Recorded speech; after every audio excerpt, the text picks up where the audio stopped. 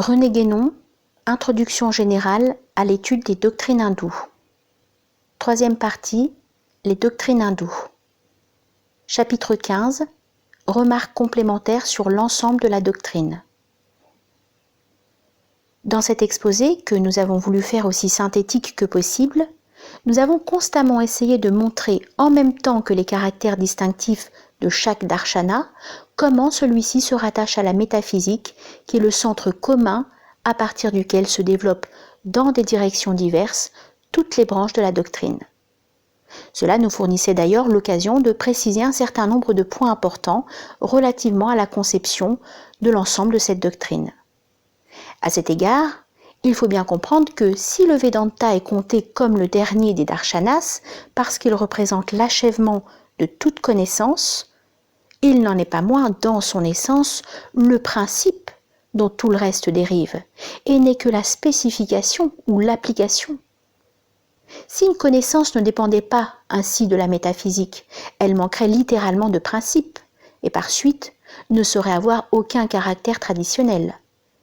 C'est ce qui fait la différence capitale entre la connaissance scientifique, au sens où ce mot est pris en Occident, et ce qui, dans l'Inde, y correspond le moins inexactement. Il est manifeste que le point de vue de la cosmologie n'est point équivalent à celui de la physique moderne, et même que le point de vue de la logique traditionnelle ne l'est point à celui de la logique philosophique envisagée, par exemple à la façon de Stuart Mill. Nous avons déjà marqué ces distinctions. La cosmologie, même dans les limites du Vaisheshika, n'est point une science expérimentale comme la physique actuelle. En raison de son rattachement au principe, elle est comme les autres branches doctrinales, bien plus déductive qu'inductive.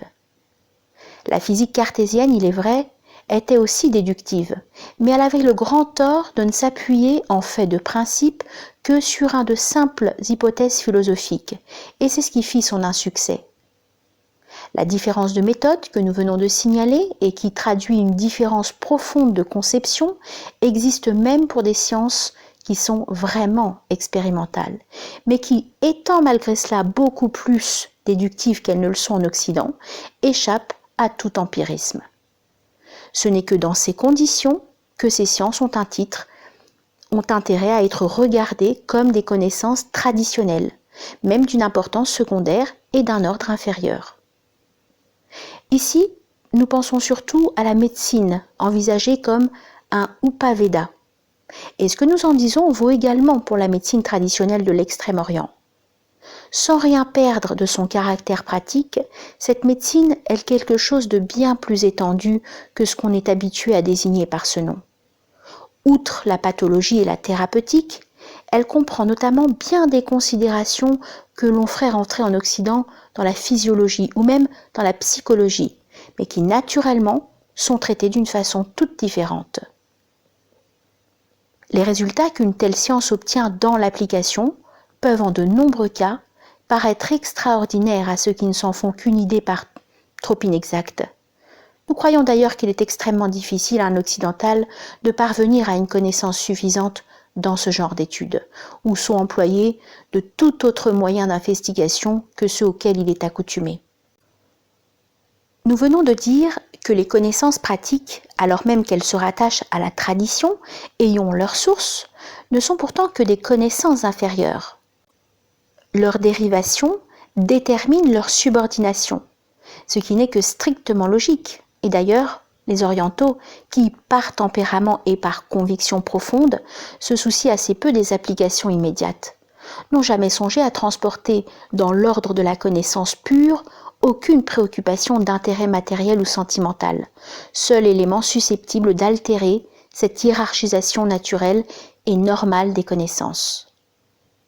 Cette même cause de trouble intellectuel est aussi celle qui, en se généralisant dans la mentalité d'une race ou d'une époque, y amène principalement l'oubli de la métaphysique pure, à laquelle elle fait substituer illégitimement des points de vue plus ou moins spéciaux, en même temps qu'elle donne naissance à des sciences qui n'ont à se réclamer d'aucun principe traditionnel.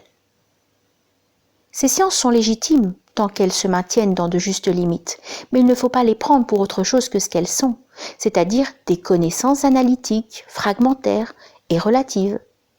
Et ainsi, en se séparant radicalement de la métaphysique, avec laquelle son point de vue propre ne permet en effet aucune relation, la science occidentale perdit nécessairement en portée ce qu'elle gagnait en indépendance, et son développement vers les applications pratiques fut compensé par un amoindrissement spéculatif inévitable.